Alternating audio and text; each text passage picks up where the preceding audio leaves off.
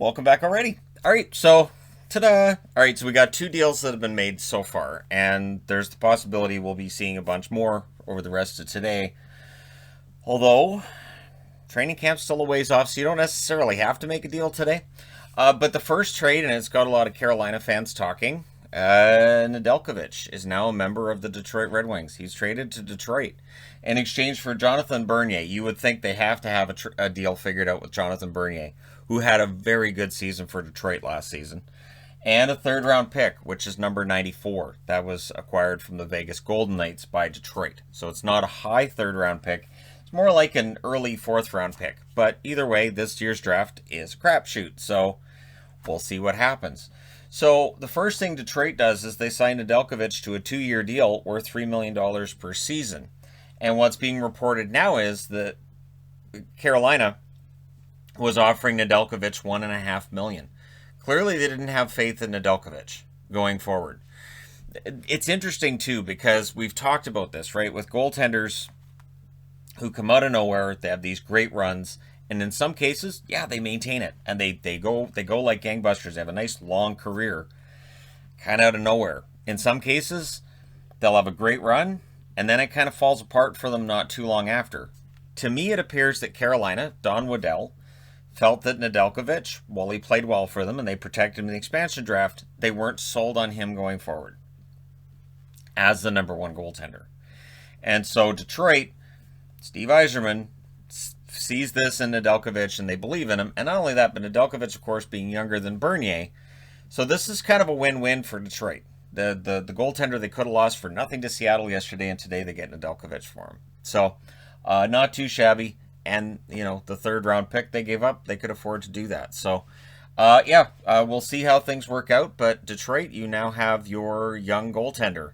Does that change the draft process? Does that mean that Wallstead, who I had going there in the mock draft, does that mean Detroit looks and goes, you know what? We can get young goaltenders on this market.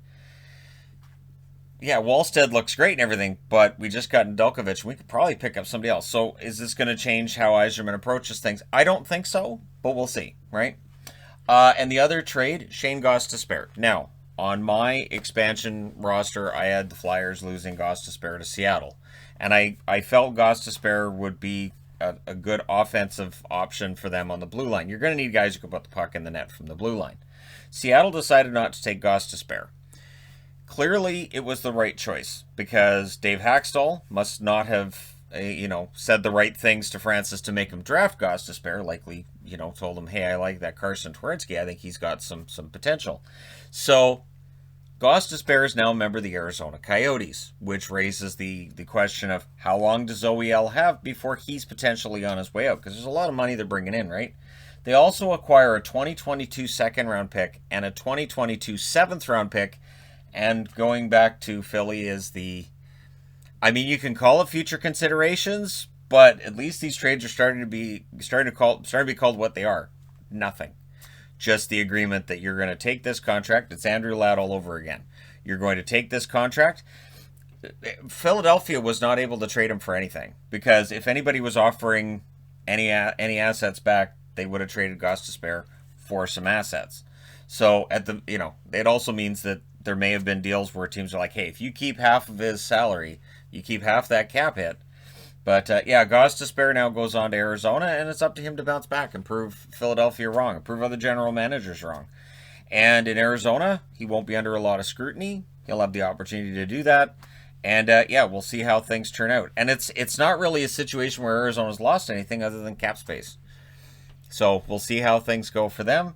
And what else they pick up. But picking up these extra draft picks in next year's draft, it's a smart move. Next year's draft is supposed to be kind of sort of loaded. So we'll see how it works out. But Philadelphia takes nothing.